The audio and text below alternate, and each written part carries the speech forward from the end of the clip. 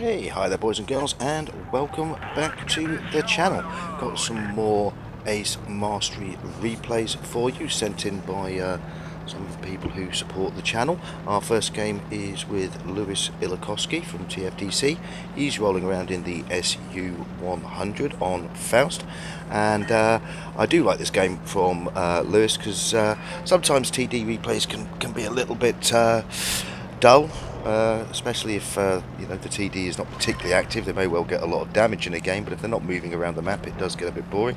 However, Lewis is going to be very active all over this map in this particular game. I think to a certain extent Faust doesn't really lend itself to TDs just camping it up. Some do, but it's not really that type of map. And anyway, so he's getting straight into it. First shot straight into the side there, gets his first kill. Rolling round in here, very aggressive gameplay, but he's got this guy isolated, whacks in a lovely piece of damage there. Looks to get his reload on, and that is cleared up by one of his teammates, and he's straight round here, straight back into the action, whacking in another shot there to pick up kill number 2. Game is less than a minute and a half old, and they're doing a pretty good job of taking this red team apart. Now we've got the AT up here, obviously quite an armoured monster, and Lewis is going to struggle a little bit with the dispersion on his gun. As you can see, even when the reticule comes down, it's still quite difficult to guarantee where the shot is going to go. That is the problem with the derpy guns, unfortunately. But the guys have now pushed up here on his team, so he's got the AT still in front of him. He's also potentially got another target in the TOG. TOG much easier to get the pen on, so he's going to whack a shell into the back there. Mr. AT here, not too long for this world. TOG is really in a bad place, can't get out of this one, so that gets cleared up for kill number 3 for Lewis. So he's doing very well, he's getting around the place, pretty much certain green victory at this point. These guys are all queuing up to try and get to the last 2 tanks. There's still plenty of damage on offer here, however. Takes an unfortunate bounce there. So he's just going to try and manage this high dispersion as best he can. Manages to whack a nice shot into the side of the KB1S there. And yeah, he's racked up just over 2,315 damage with an Ace Mastery and 4 kills. Cracking gameplay there from Lewis, and very interesting to see a tank destroyer moving around the place. Okay, here we have Godslayer from GTC1. He's rolling around same map in the ChurchillVII, which is it's a tank I think I've fully researched. I don't think I've driven it yet. I really did hate the tier 5 version of this tank. Tier 7 obviously is the Black Prince, which is a good tank, as we all know. But Godslayer here, rolling around nice and slowly on Faust. This thing is noted for its speed. However, he's going to put a very good game in here. Now, one of the things that you will tend to get with the British heavies is they don't tend to have guns that do a huge amount of pen, but they do tend to have a pretty good reload, which does allow you to potentially take speculative shots that you might not normally get away with if you've got a very long reload, or you might not want to risk doing.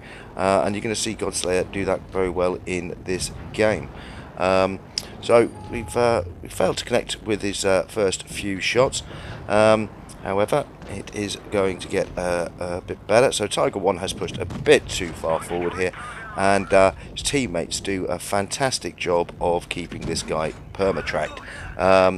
Always a good policy when you get a dangerous tank to keep them perma-tracked. I highlighted that recently in a Comet video I put out, and this just does allow focus fire from the rest of your team for you to get these dangerous targets cleared up. So Tiger has now gone, looking for our next target, And we can see KV2 down on the left here. He's also isolated. He's getting into it with another green tank. Now at this point the green team are tanks down. That has evened it up with KV2 getting taken out, and now we have a situation where we've got to get in here and support his teammate. Tiger P is probably not long for this world, and so it's time for Godslayer to stick in some damage with this fast reloading gun. I think Chaffee makes a bit of a mistake here, frankly. He shouldn't have stayed sideways on there, hit point trading with a heavy tank, so he pays the price, and Godslayer takes kill number 1. Now he's getting into it with the French TD here, and takes him out very efficiently for kill number 2. Now Godslayer's platoon-mate Sasha Lu is down to a 1-shot, and it's a 2-on-2, so this is still a very, very tight game. Sasha Lu has now been taken out. We've still got a Type 62 and a 1-shot Chaffee rolling around. Chaffee has a poke here, very, very bad, so that's taken out, and it's now a 1-on-1. So this potentially is not too bad a position for Godslayer here. The green team are up on cap points, but he is facing a much faster, much more manoeuvrable tier 7 tank. However, the T62 here doesn't really have a lot of options. Ideally, he wants to put distance between himself and Godslayer, use his fast reload to snipe at Godslayer from distance. However, he doesn't really have that option. They're going to lose on cap points if he doesn't at least take a cap off, or put a cap on for his team. So he's really sort of lost the ability to go unspotted and hide himself here, because he's had to dash in a B. This does allow Godslayer to move up on him to close down this distance, which is going to make it very difficult for the Type 62 here. Had he not had a cap, he potentially could have run circles a bit round Godslayer and taken him from distance. So that was good play from Godslayer here. Type 62 has gone all or nothing. He's gone straight in, and this is going to allow the very fast reload here to clear him up for the win and the kill, just as the cap points hits 1,000. So an excellent game there from Godslayer, just over 2,000 damage, an ace mastery and 4 kills. Very good use of the fast reload there, and well thought out play towards the end. A very tight game, that one. Okay, here we have Dennis from GTC1. I think it's the first time he sent a replay to the channel, so thank you for that. Looking forward to getting a few more. He does put up some monstrously good numbers on occasion. He's rolling out in the P43ter Tier 7 Pan-European. Now, this isn't a tank I drove a lot. I went through the Pan-European line quite quickly. I drove the P43 BIS quite a lot, and then I went through this one quite quickly because I just wanted to get to the Pantera 44, to be honest, and start playing with the auto reloading gun. So this isn't a tank that I've played a huge amount. I think I had about 20 games in it, so it's good to have a replay of this tank on the channel, and Dennis certainly does an outstanding job with the tank here.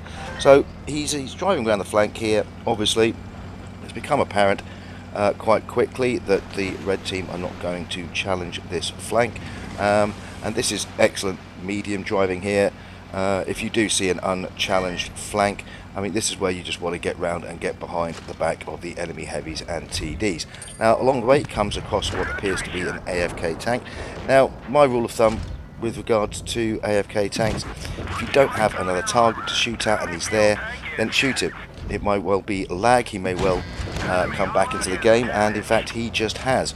If you do have another target available, then shoot the other target that's moving around. But certainly don't just go past an AFK tank if it's available, because it may well come back into the game and you may live to regret it. So good play from Dennis there. He's picked up kill number 1. He's pushing aggressively now behind what is traditionally a TD spot. The heavy has a bit of roll confusion there. Not helped particularly well by the P43 Anniversario there. Why sometimes teammates insist on driving directly behind you when they know you're going to pull back after firing. baffles me, but it does on occasion occur.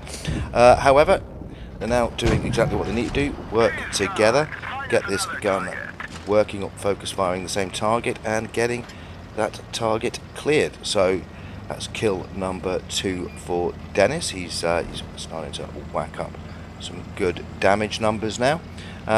Green seem to be in control of this game, and again, just great medium tank play here. Use the reverse slope, use the reload, use the fact that you can stick out damage a lot more quickly than your opponents whilst keeping your hit point pool safe.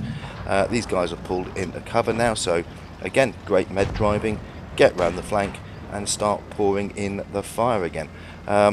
Green's still well in control of this game, and these guys are becoming quite easy for the team to focus fire and pick off. Dennis doing a great job with this, manages to whack the shells just into the vulnerable part of the front part of the armour there, and picks this guy up for kill number 4.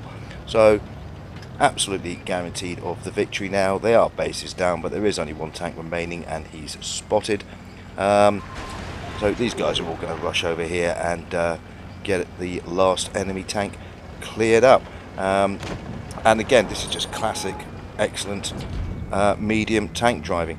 Comes across, he's not going to let go of this guy, whacks a shell in during the reload, and then gets straight behind him.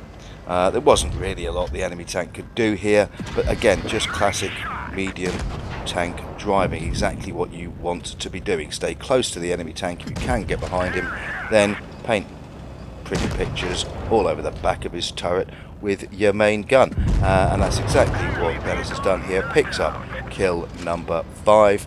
Absolutely excellent example of medium tank driving. 3.5k damage, top gun, high caliber, all the toys, and another ace mastery. Over 1200 base hit, XP points there. Absolutely fantastic game. Thank you for the replay, my friend.